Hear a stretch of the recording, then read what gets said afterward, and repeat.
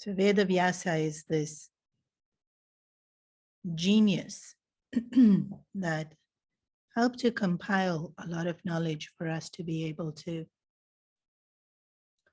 understand and have a source to refer back to. Mahabharata is this incredible compilation, which has so many layers of meaning and depth and so many possible different interpretations. So in terms of scripture, it's called itihasa. Itihasa means as it was, and so it's history. As we go through the Mahabharata, there's bits of the story that sounds like fantasy, right? Because even this first story we will start with today, people go up to heaven, and we can't possibly conceive of somebody going to heaven and then coming back here to earth.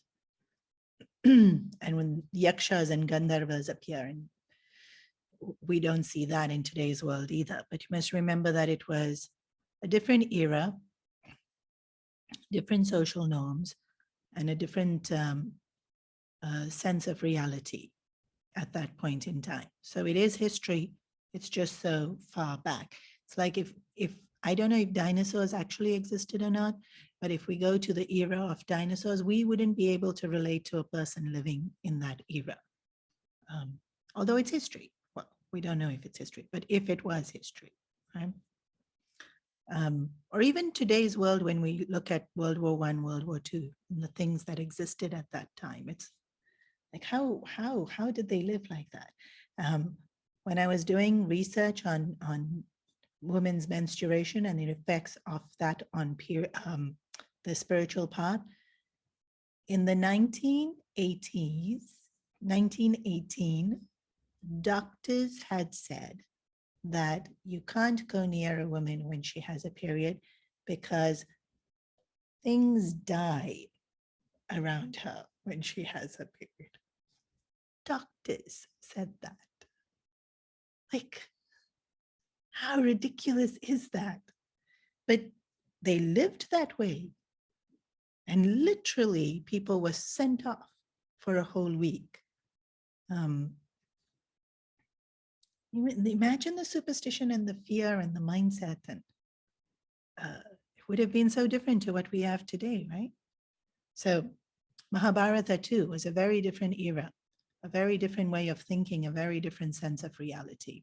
We have to keep that in mind when we're going through the stories. We can't see the events that unfolded the way we would judge them as by today's standard. We have to judge them by those days' standard. Okay, so Veda Vyasa had this incredible composition, and he himself, as a teacher, had 4 main students who he taught the Vedas to. Each one he taught one of the Vedas to.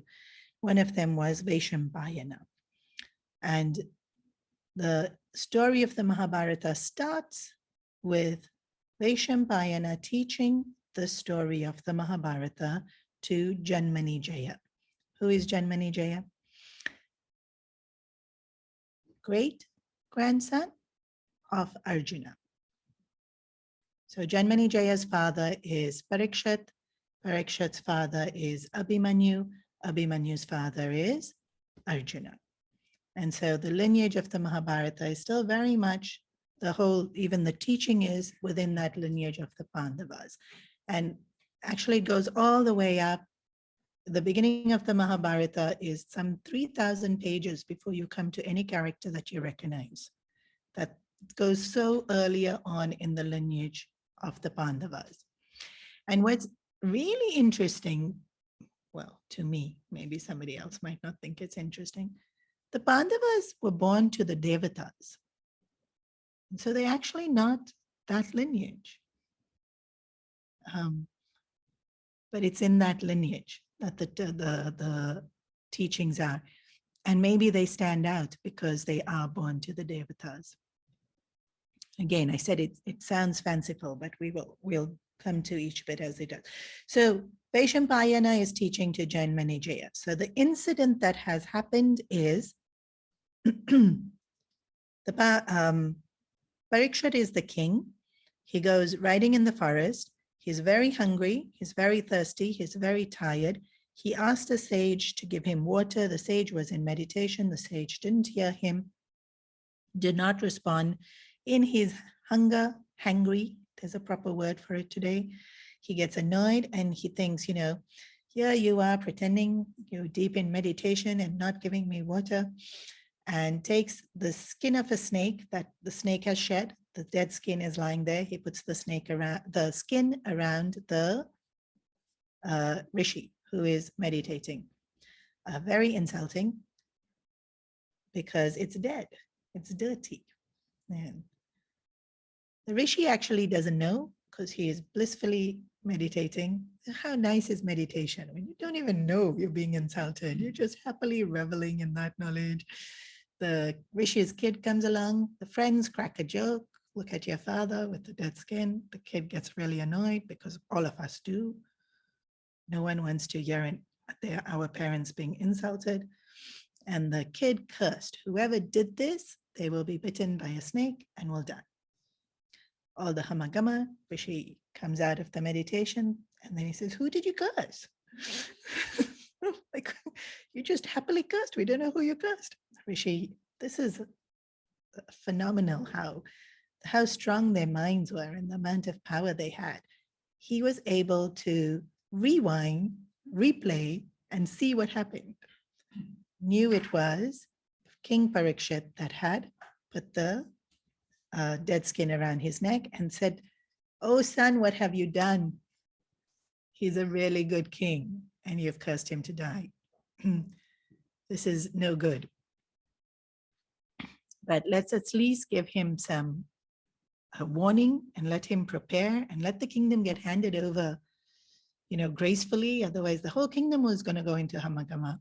So they revised the curse, and this is also another phenomenal thing. Curses will come true because once it's said, it will come true. You can't take back what you say. You can't take back what you've thought. That's in itself is such a powerful lesson, but it can be amended. And so going back to destiny, which is past amended by the present. Action was he put the skin on the rishi. Consequence of the action is curse. So now that's his destiny to face the curse. But present moment, compassion of the father as a rishi gives him extension, and the curse is amended that the snake will come and bite you and you will die, but you have 1 week before that happens, so that it gives you enough time to prepare.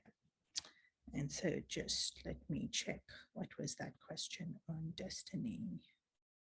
You explained destiny equals past, prarabdha plus present, free will. May I clarify?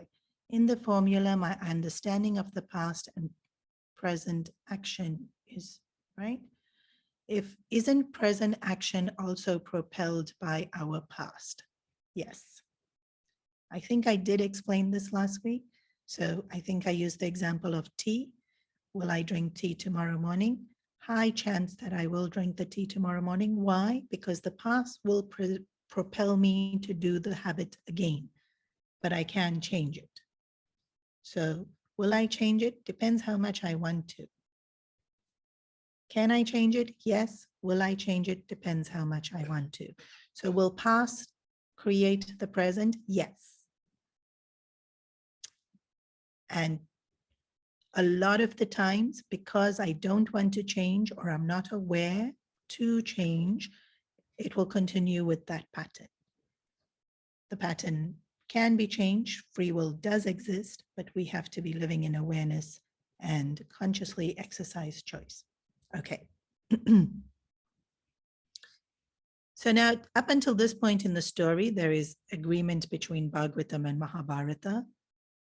In the Bhagavatam, King Parikshit is highly spiritual, listens to the entire Bhagavatam from Shukdev Maharaj, is in this elevated state of devotion, closes his eyes, reveling in Krishna, has already left his body when Taksha, what's the snake's name? Taksha comes and bites him. And body body dies. He had already left the body in this blissful state of devotion and absorption in Krishna. Very nice way to die, as per Bhagavata. In Mahabharata, that's not what happens. Same Parikshit builds a tower of 50 floors, 100 floors, however many floors, basically very tall tower. And no one's allowed to go in, and it's guarded by hundreds of soldiers to make sure no snake can go in. And he's the entire week sitting in this tower, making sure he's safe and sound, until one day he's really, really super duper hungry. And so they carry some fruit in for him to eat. And Taksha is a very well-known snake, not an ordinary snake, has lots of siddhis and powers, celestial being, and has the ability to become extremely small and extremely big. And they were this brand of snakes. Even Vasuki has that ability, right? Vasuki can become Shiva's ring, but can also become big enough to churn the entire Milky Ocean. So Taksha had this same. So Taksha becomes like a worm in the apple, eats into the apple and sits inside the apple, gets carried up the 50 floors of the tower. The basket of fruit is left there. Taksha comes out of the apple, grows to normal size, and bites Parikshit. Janamejaya, who is Parikshit's son, is furious that this has happened. My father's been unjustly killed, and does a havan where the mantras propel every serpent in the world to fly into the fire. And so his grief that his father has been killed, his anger that this has happened, is total and complete. Every single snake will pay for it and will die. And they themselves will come to the fire because of the mantras that are being chanted in the havan. When this is happening, some snakes have already flown into the fire. Janamejaya is sitting there in grief, in anger, doing this havan, which is so horrendous. When Vaishampayana comes and says, stop. And this again is phenomenal. Like, any movie you see today just does not compare to the Mahabharata, because Janamejaya says, stop, and every snake freezes in midair. How cool is that? But humans don't freeze, because Parikshit said, Janamejaya is like, why? Why should I stop? And he says, okay, listen, and then you decide. He says, Taksha bit your father because Taksha's father was killed by Arjuna. And at that point, Taksha took a vow that he will avenge his father's wrongful death and kill Arjuna or someone in the lineage of Arjuna. This incident in the Mahabharata we will get to, but some of you are already familiar with the bigger picture. So when Indraprastha was built, there was this forest, and Agni Devata pleaded to Krishna and Arjuna that he needs to satiate his hunger and needs to burn up this entire forest. And so Arjuna and Krishna willingly agreed to keep all animals and beasts that were in the forest while Agni burnt the whole forest. And so Taksha's entire family was burnt in that forest. And so Taksha, of course, was in grief and horror and pain. And so Vaishampayana says, so Taksha sought revenge and killed your father. And now you want to seek revenge for your father, and you're going to kill Taksha. Can you see that this cycle will keep going. You need to stop.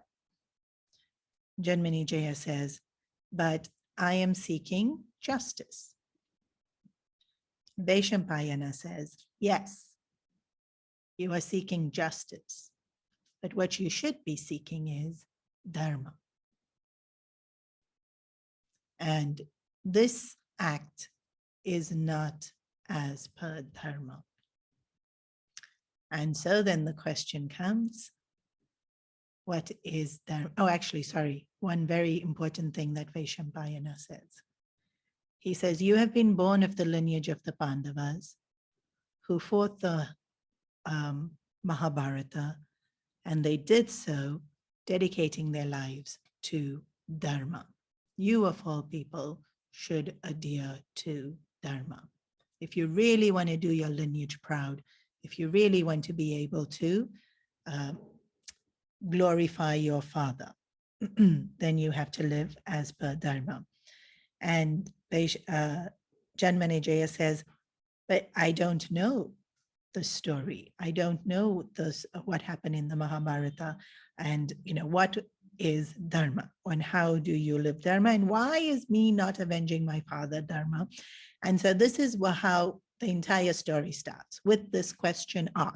So Vaishampaya has said, what you are doing is seeking justice, but what you should be doing is seeking Dharma. And so that sets the mood of the entire Mahabharata. And the Mahabharata is incredibly complex, and it can so easy to get lost in the story and forget to talk about what is Dharma. So I'm going to be very conscientious to try and focus on just this, which means maybe the stories might be short, but we're going to try and focus really on what is Dharma. So first and foremost, let's define Dharma. Easy definition or translation of Dharma is right and wrong. Even the Bhagavad Gita starts with Dharma kshetre kurukshetre, the word Dharma. So even the Gita is to teach Dharma.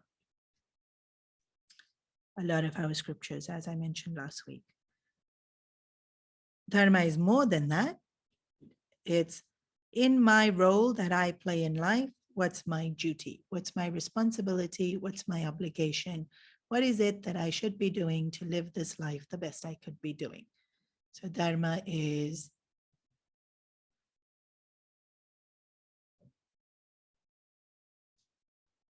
how do you translate that in one word? Duty is the word usually used. But in today's world, we don't use the word duty so often. Hardly ever you hear anyone saying duty in today's world. It would be the course of action that I take, which would be for the greater good of everyone concerned. Whatever one word for that is, that's what Dharma is. The course of action that we should take, which provides the greatest good for everyone concerned. And then the third, actually Dharma, this is an awesome point. If you look up the word Dharma in the Sanskrit dictionary, and in the Sanskrit dictionary, the explanation is in Sanskrit too, so you may not want to look up the Sanskrit dictionary, but if you do, the word Dharma has 36 different meanings. How cool is that? That a word can have 36 different meanings. And which meaning are we talking about? Like, sometimes in English with a word like sensitive, which sensitive do you mean? The good sensitive, the bad sensitive? Imagine 36 different meanings. Which meaning are you talking about? Another meaning of Dharma is that which holds everything together. So, like when you make a picky patty, What's the binding factor that holds all the vegetables together to make that cutlet? That's dharma. Or if you think about a building, what's holding the building together? But building and potato patty is quite easy to hold things together, right? What holds the earth and the moon and the sun where it is? Did we talk about this last week? We did. That which holds everything together. In a family, that which holds us together. As a community, that which holds us together. Like, interesting that something can be happening in Ukraine and it can affect so many people on this planet. My book did not go to print because of the attack in Ukraine. What does my book have got to do with Ukraine? Because paper is not going to India. We totally underestimate how intricately we are connected. Although COVID's helped, right? Because we didn't get food. We didn't get, nobody starved, fortunately, but in some places people did. And why did that happen? Because somebody was doing quarantine and couldn't bring the food over. It's like how much we depend on other people for just so many things. It's like I go to supermarket and that's my day. But the supermarket goes where, and they go where, and they go where, and where does it stop? And that's one of the amazing things. It doesn't stop. It doesn't stop if you go backwards, and it doesn't stop going forwards. And when we say that the truth, Dharma also, one of the translations of Dharma is truth. Truth is that which never changes and never ends. And that truth which never changes and never ends, more often called Brahman than Dharma, is the substratum upon which we experience this world.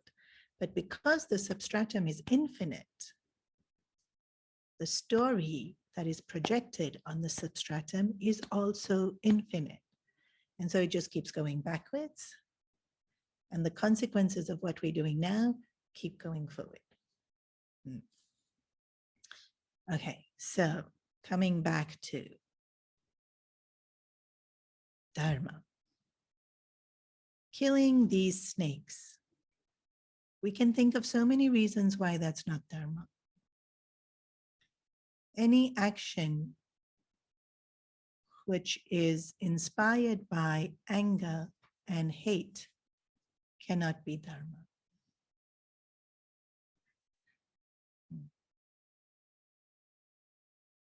Can't, because anger and hate is not Dharma. So any action inspired by that can't be Dharma. That makes life simple, doesn't it? Like pretty much now, do I really need to study so much else? No, just this much. What's my motive from doing this action? If any dislike, because hate is the extreme, but usually it's a dislike, right? We dislike certain food and then nothing to do with it. Dislike certain people, nothing to do with it. Dislike a particular job, nothing to do with it. Yeah, and we push it aside. And so anything that push movement, adharma.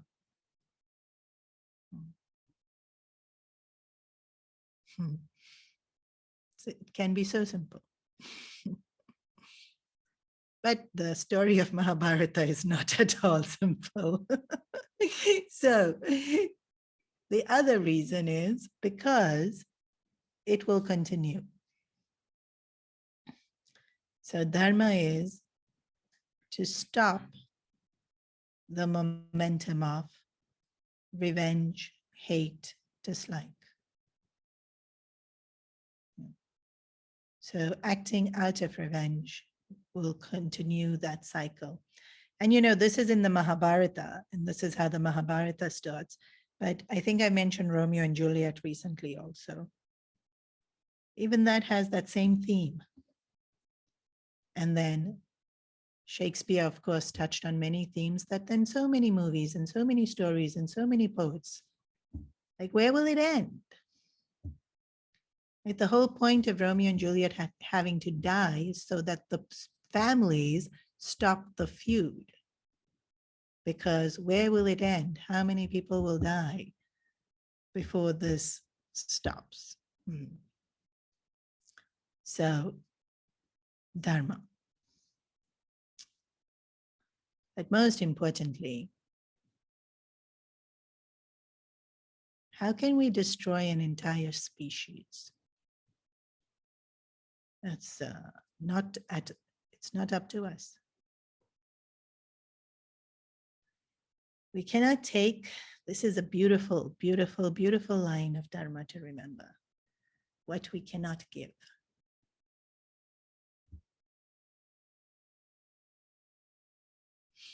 Gautam Buddha was walking through a forest when he met, I think it was Angulimala that Gautam Buddha encountered. Angulimala wanted to murder him. Very honest they were in those days. Just came up in front and said, you know, I need to kill you. Gautam Buddha, but you know, I don't feel like, also that, like usually I came here with the intention to kill you, but seeing you, I don't really feel like killing you. That's what Angulimala says to Gautam Buddha. And Gautam Buddha says, I understand. Very genuinely, he understood and said, you see this branch on this tree? He said, yes, of course I can see it. Break it. Not easy. He breaks the branch of the tree. And then he says, put it back. We can't.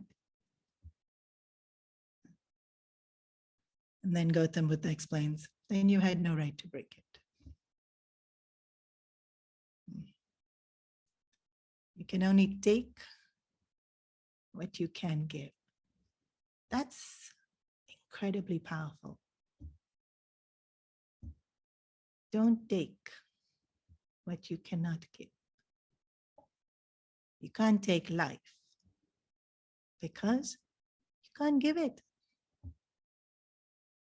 We can't give life. Yeah, that's why in the scriptures, devotionally, it says only he can take because only he can give. Yeah. And you know, we think we can plan, have a kid. The number of couples I will meet yearly, not so easy. Others have, it happens very easily, but you want, not so easy always. Can be easy, but not necessarily it's easy. Why? I can't. It's not in my hands. And sometimes they conceive, but then that baby doesn't live. Even more painful. Why? Not in my hands. Yeah. We cannot take what we cannot give. How much of what we take can we give?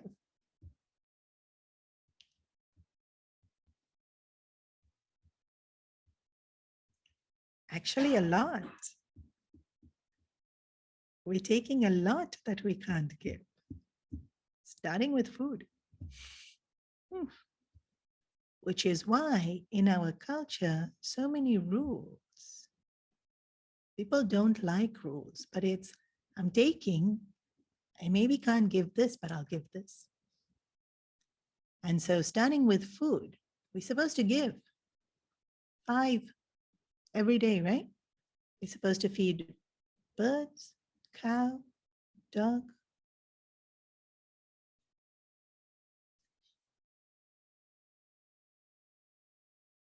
No. Crow, no, bird is crow.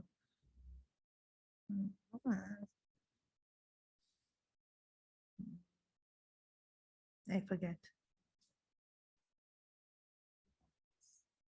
Ants?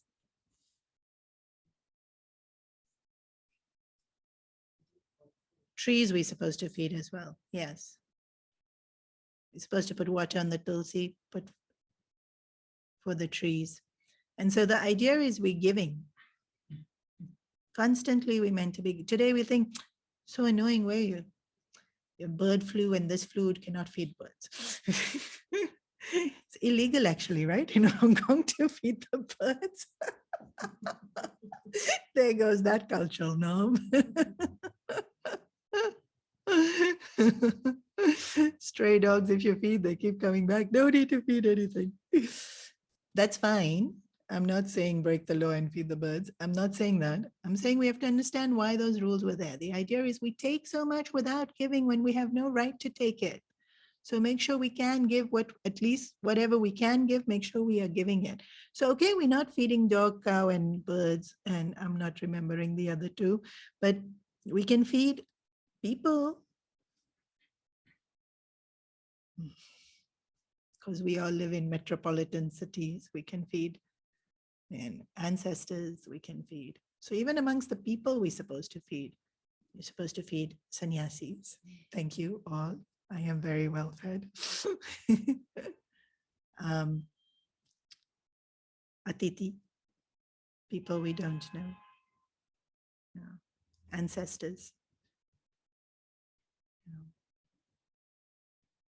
Even there's two more I'm forgetting. I'm only remembering three things today. Anyway, three is enough. Let's start with that. Don't take what you cannot give. I remember grandparent generation, my grandparent generation, they actually did this. My grandmother actually lived this.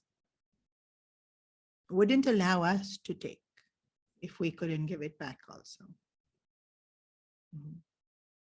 So up until at least 50 years ago, it was being practiced.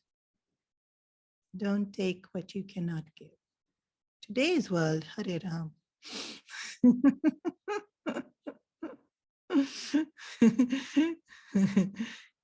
Although there's still a lot of goodness in the world. So, why is what Janamejaya doing a dharma? Can't take life. We never, ever, ever have the right to take life. And that too, he wasn't taking one. He was going to kill every serpent in creation. You must remember Vedic mantras are very powerful. They would have worked. But there would have been some loophole, some snake somewhere that had some boon from something and survived, because you can't kill off an entire species. Dharma won't allow it. And so then it would have come back to status quo, right? They seeking revenge on Janamejaya. So fortunately, Janamejaya, being of the lineage, also being of pure mind and heart, listens, stops the yagna. But before that, from the point of the Vaishampayana saying, stop, to Janamejaya saying, okay, you have the entire Mahabharata, which is what we will be talking about in these sessions. So Mahabharata starts, like I said, at many different points. This is one of the points by which the Mahabharata starts. Actually, the story of Bodh being born can be one of the points of Mahabharata being starts. And in the Yadu dynasty, with what's her name? The Yayavati and what's the wife's name? That can be one of the points where the Mahabharata starts. But we are going to start with King Shantanu, which is most common where the Mahabharata starts. Shantanu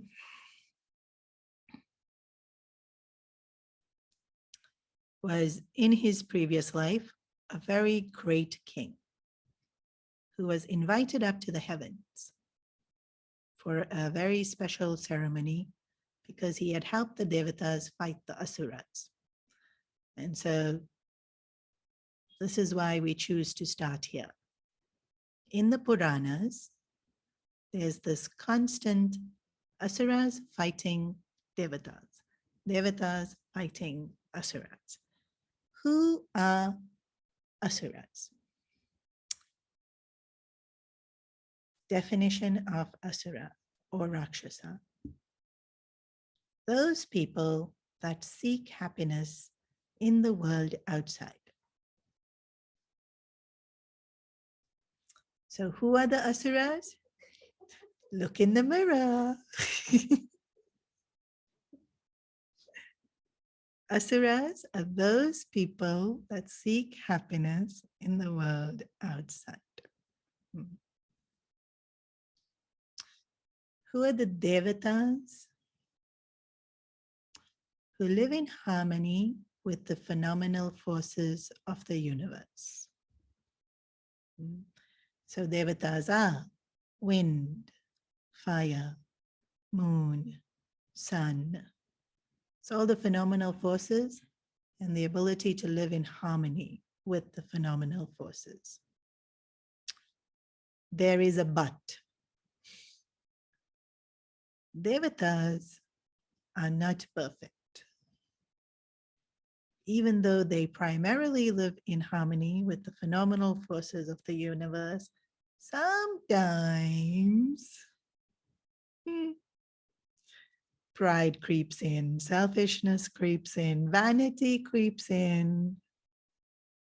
Yeah. They're just regular people like you and me trying to do their best, but have imperfections because devatas are jivas.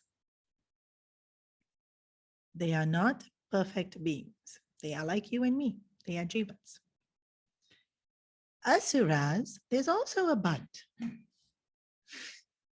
Even though they are primarily seeking happiness from the world outside in name, fame, objects, sensual gratification, they sometimes have this incredible devotion and this longing to do the right thing. And so they can be quite nice. Prahlad was born in Asura. And his grandson, his son, his grandson, all of them, very, very nice Asuras. So did they have name, fame, power? Yeah. Did they enjoy it? Yeah. But still, very nice qualities of discipline, compassion, cooperation. And so really, if you look around in the world, lots of asuras, some nicer than others. Because asuras can have noble qualities. So it's not so clear cut that asuras are bad and devatas are good. But ideally, those living in harmony with the universe are more likely to be pure, noble. They're not always, but more likely. Asuras tend to be a little bit more selfish when push comes to shove. Maybe when all is going well, they're very charitable and considerate. But you know, when there's no more toilet paper, they're not going to share theirs.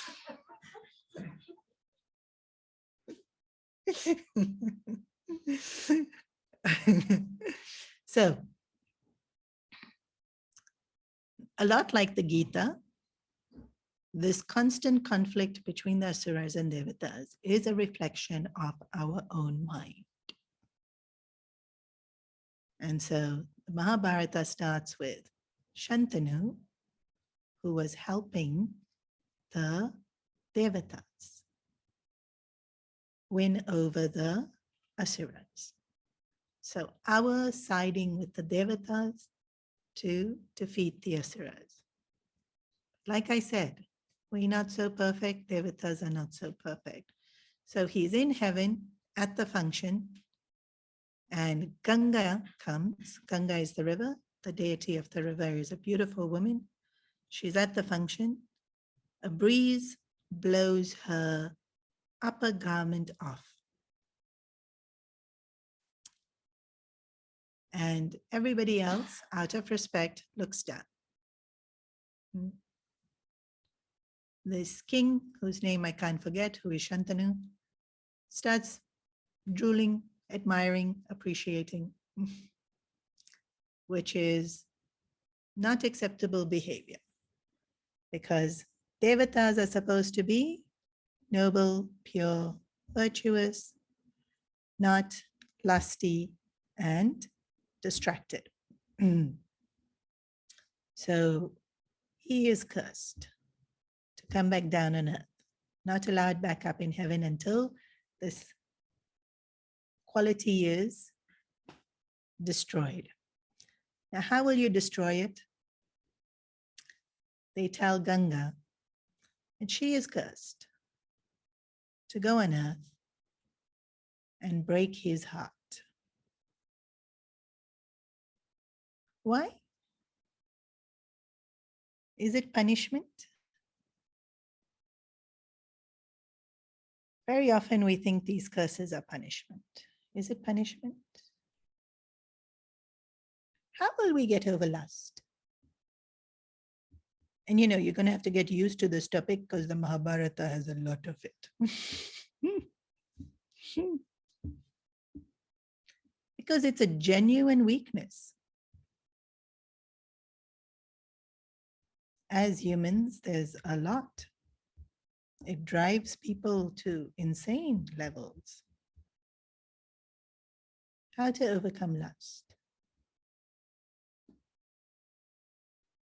Discipline will work. I have heads shaking. Then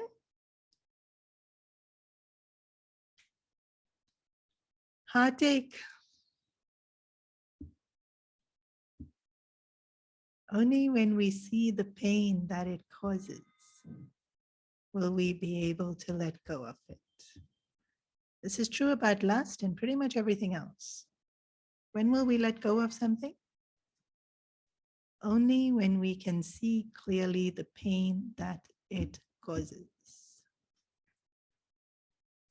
This can even be a thought. I am constantly criticizing myself. When will I stop? Only when I can see clearly the pain it's causing. Or I'm very gossipy. You know what happened today? Actually, I don't. It's rained too much. We stayed home. Nothing happened much today, but maybe.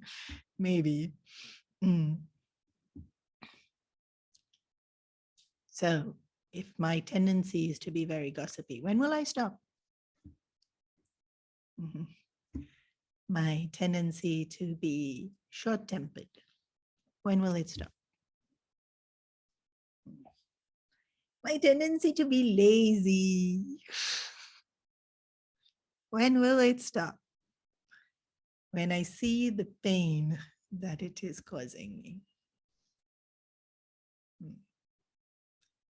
So Ganga had to come and cause him heartache. She does a really good job of causing him heartache. But actually, interesting how much heartache before he stops lust. So their story is very fascinating. I was listening to one of the other Swamis in the mission talking about the story. And so Ganga is walking along the river and Shantanu too is walking along the river, and they see each other and they fall in love at first sight. And so this other Swami in the mission said, love at first sight was invented in the Mahabharata. Because literally so many people fall in love at first sight in the Mahabharata. It's true. Let's do a count of how many that fall. Although there is a backstory, Ganga had approached Shantanu's father and asked for permission to marry him before they actually meet. So when Shantanu and Ganga meet, Shantanu knows that his father has given him permission to marry her. So it's not quite love at first sight, but still. Now, if you want to talk about women's empowerment, you have to go with Ganga. She says, I will marry you on 2 conditions. 2, right? 1, you will never, ever question anything I do. And the day you do, the marriage is over.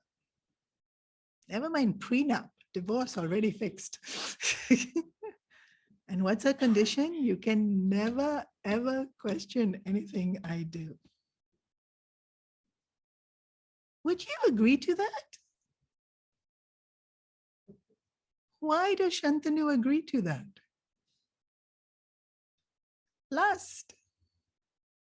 Please don't tell me it's love. Hello.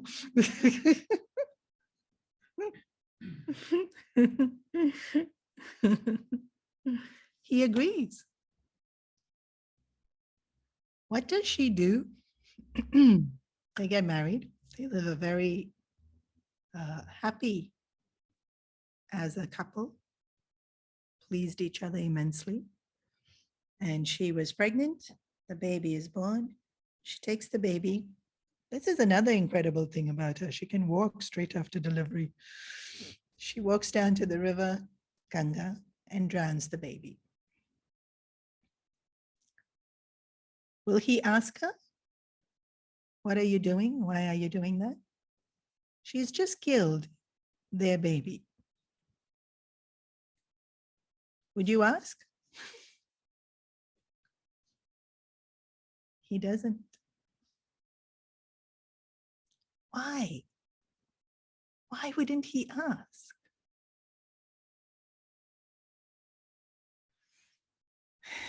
Lust.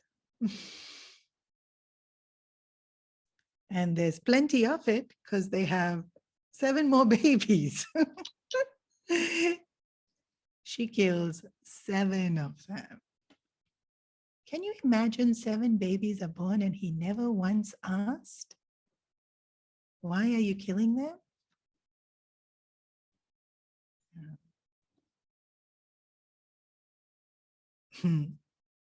When the 8th child is born, finally, so much heartache brings him to a point of asking. But this is the interesting thing about Shantanu's life, huh? She leaves as per her condition. You asked me, marriage is over, taking baby with me, because I'll educate him better in heaven. She goes back to heaven. She answers his question, but he then pines over her for the next 16 years.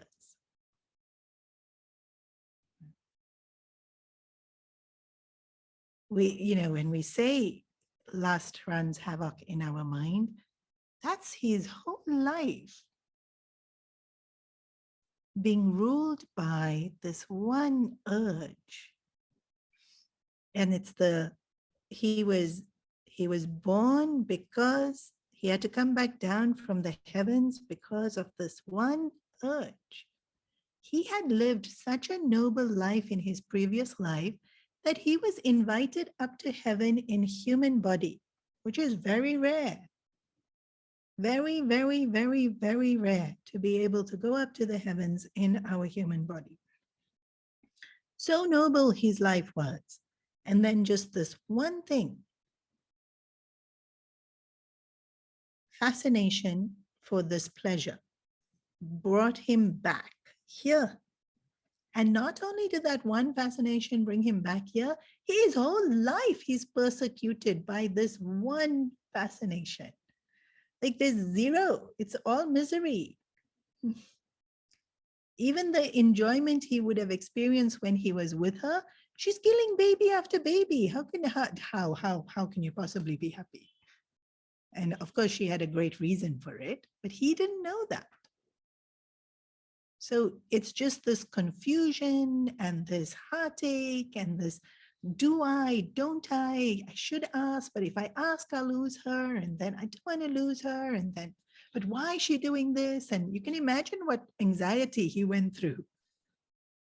But still, how strong is that pull? Now it can be any desire, huh? Here it's lust, and lust does have a particularly strong pull, but it can be any desire. And that's what we'll see in the Mahabharata. That bondage and all our miseries will usually come down to one major desire. Of course, we all have many desires, but usually the thing that's really persecuting us is that one.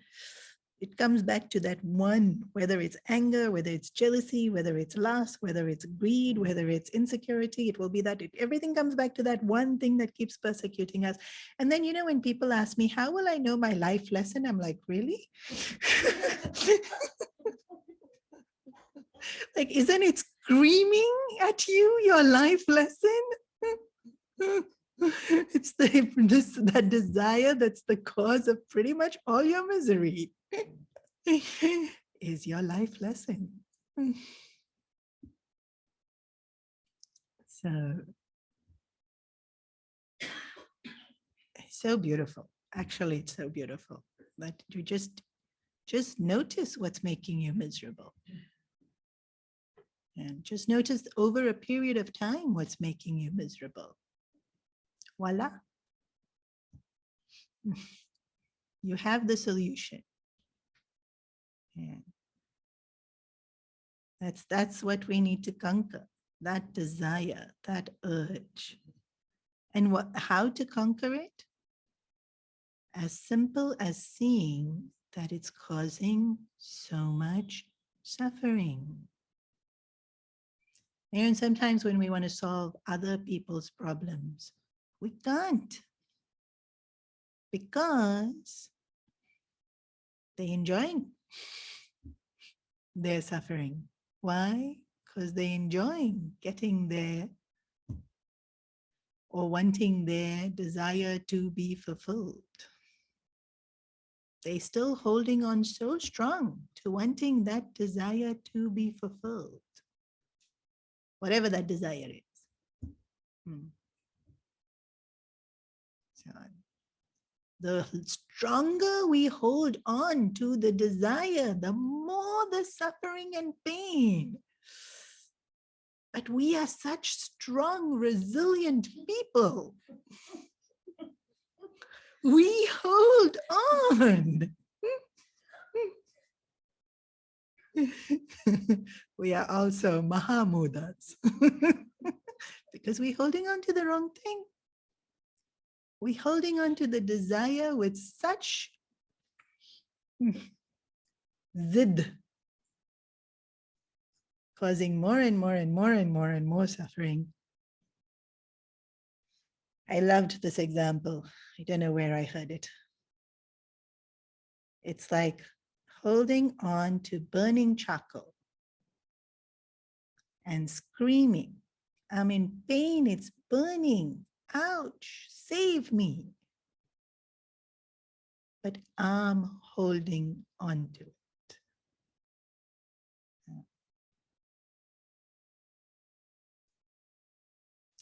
Another example that Gurudev used to give us, Gurudev used to narrate the story so beautifully. A monkey puts his hand into a, those matkas in India. So the opening is very narrow. And so your hand can go in.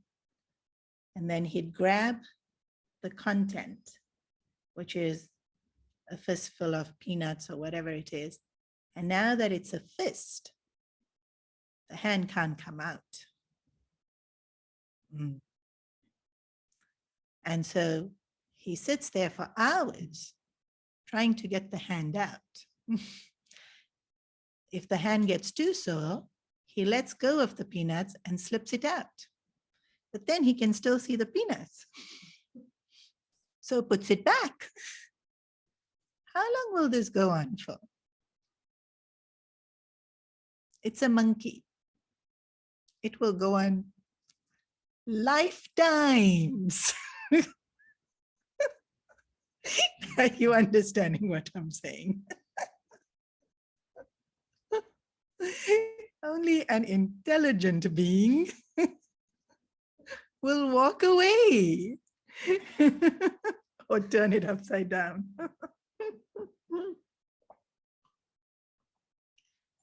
The thing is, even if you turn it upside down and eat the peanuts, if my hand is busy with the peanuts, what am I holding on to? Peanuts. Our hands were meant to serve the Lord, not hold on to anything. That's not the purpose of our hands. Purpose of our hands were to serve the Lord. So if I'm holding on to peanuts, cannot serve the Lord. Can only do one thing with them, right? Okay. Dharma. Poor Shantanu. He lost the love of his life and 7 children. Because one day he was brave enough to ask, "What are you doing?" Where's Dharma in all of this? As a king, he allowed injustice. He should have had an heir to the throne, educate the heir to the throne on how to rule. What was he doing? Enjoying, not preparing for the future, which is his duty. And this is what happens with desire. We forget what we're supposed to be doing because we're so busy trying to get the thing we want to enjoy. And as in Shantanu's case, he's enjoying, but not really. He's with her, they have the kid. She killed the kid. So did he enjoy? Yeah, but not really. The enjoyment is polluted with sorrow and confusion, and you're not satisfied.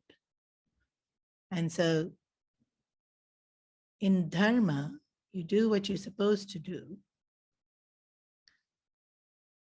and maybe you're satisfied, maybe you're not satisfied, but at least what was supposed to be done is done. Whereas we ignore Dharma and we do what we want, or we do what we think will help us to get what we want, but we may not get it. And even if we get it, we tend not to be fulfilled by it.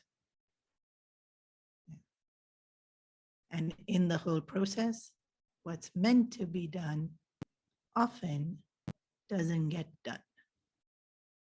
Sometimes we manage both, to do what we meant to do and then run after the desire. If we can do that, great. But often the desire preoccupies the mind, and then we're not able to do what we meant to do. So I know sometimes motivational speakers will say, get rid of the to-do list, right? Work in flow and all that. I actually really like the to-do list. And get that done. And if you got extra time, okay. You know, when we were studying in the ashram, Acharyaji said in the course before him, there was this one brahmachari, and you can't leave the ashram. You have to get Acharya's permission to leave the ashram. Like, you can't just leave when we are studying in the course. In fact, even when you go to ashram, you're not allowed to just leave. You have to get the permission of the Swami before you go. And then they will ask you why. Why do you need to leave? And the only time you actually given permission is when it's something medical or something highly, highly urgent, right? Or you're running an errand for them, then you're allowed to eat. Otherwise, you're not allowed to leave. This one person went to the entrance of the ashram and the guards know. So they stopped him and they said, where are you going? And he said, out. They said, but where's your permission slip? And he said, I don't have one. And he said, then you can't leave. And he was quite a big guy. He's like, yes, I'm going to leave. They're like, but we have to stop you. And so finally they said, can you please sign here that you are leaving, what time you're leaving, and why you're leaving? Because we have to answer back to Swamiji. And he wrote, in search of sense pleasures. Why am I leaving the ashram? In search of sense pleasures.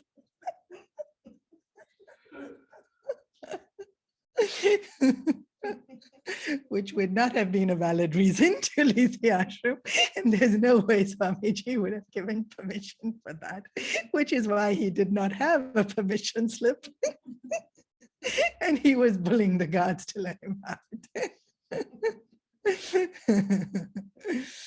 So, to-do list.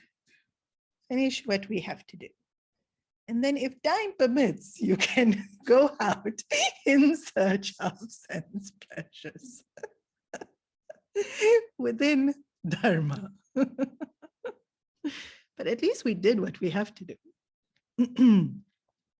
Okay, we'll pause here for today. Any questions? What happened to Shantanu? 16. Oh, he's going to fall in love again. He didn't learn his lesson. This is what I'm trying to tell you. You don't learn your lesson, you can't die.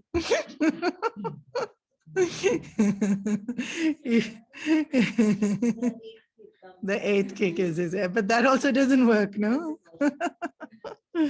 Yeah, the king story hasn't finished. Next week. The week after. Oh, and the week after. No, Shantanu should die by next week. We won't waste too much time.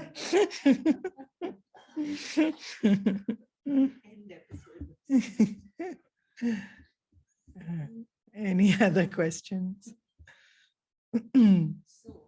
Yeah, actually he'd fall in love again. It's like crazy. Exactly, we do it again. We do it again. Shantanu does it again. So Love at first sight, even the next time round. so it's the tea, right? We still want the tea. Oh, we want tea? Yeah. We don't want to change. Why don't we want to change? Next time can be better. Why can't you learn your lesson? We can learn our lessons. We can learn our lesson. Up to you whether you want to or not, no? But how to even know that there's something? How to know that you are suffering and not learning your lesson? Your suffering is reminding you. If you're not suffering enough, Bhagwan will send more. Maybe you'll move to Ukraine. Until you suffer enough, you won't learn. So if you're not learning, you haven't suffered enough. But this is why they say, when unintelligent people make a mistake, they make it again. Intelligent people make a mistake and they learn from it. Wise people watch you make the mistake and don't make it. So can we learn? For sure we can learn.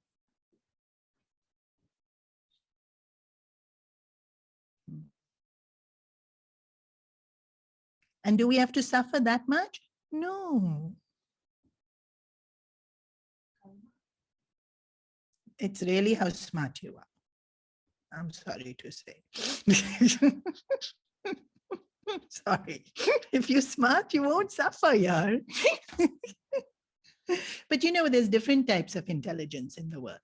Some people have accounting intelligence, some people have artistic intelligence, some people have this intelligence. Some people really don't. So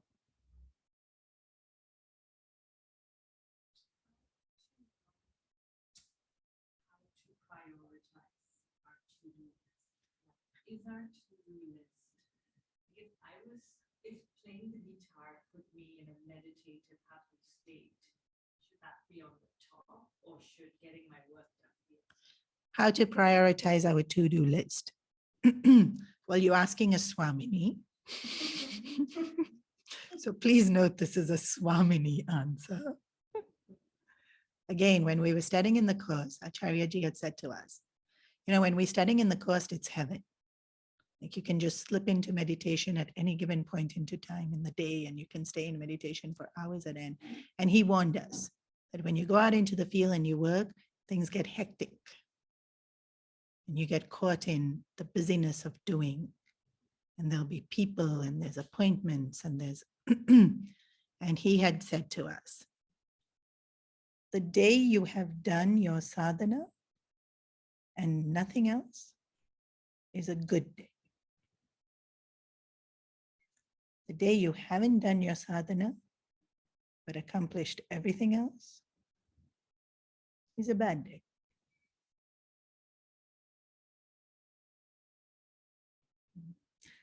The way to prioritize is another way I can answer you is Guruji gives this distinction, which I think is from the world of inspiration and self-development. There is important, there is urgent, and there is pending. So we tend to do what is urgent and what is pending. But we should be doing what is important. What's important? Cleaning up, getting smart. Getting smart is very important. Cleaning up our own mind is super important. Everything depends on our mind. How much we're going to suffer is going to depend on our mind. Relationships, very important.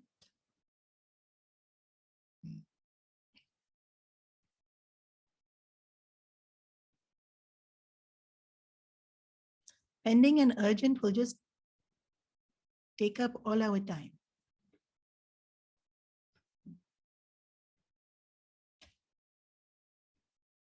Can leave it pending a little bit longer. Urgent also usually gets figured out, in my experience. This is not as Swamini. This is as an administrator, logistics, how many events we've organized here. Gosh, actually in the last 2 years, very little, but otherwise Hong Kong Ashram has taken up some humongous projects. Plenty admin I've had to do. Pending will remain pending. Urgent somehow gets figured out by the day's end. Do important. And so the scriptures will say, wake up early, do your sadhana, eat your breakfast. Important is done before you ate breakfast. Now what you do with the day is up to you.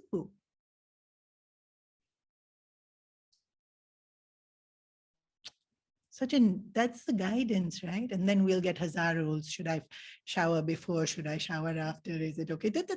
You missed the point, yaar. Do that first. But to make sure your sadhana is effective, you would have had to sleep early. Otherwise, you'll fall asleep while doing your sadhana.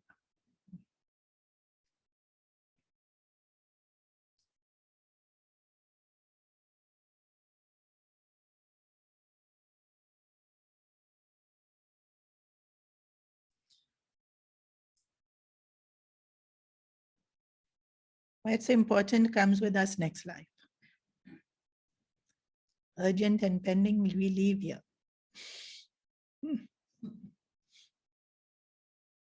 Anyway, next generation has to deal with it. Let them deal with it. We don't take it with us. What we take with us.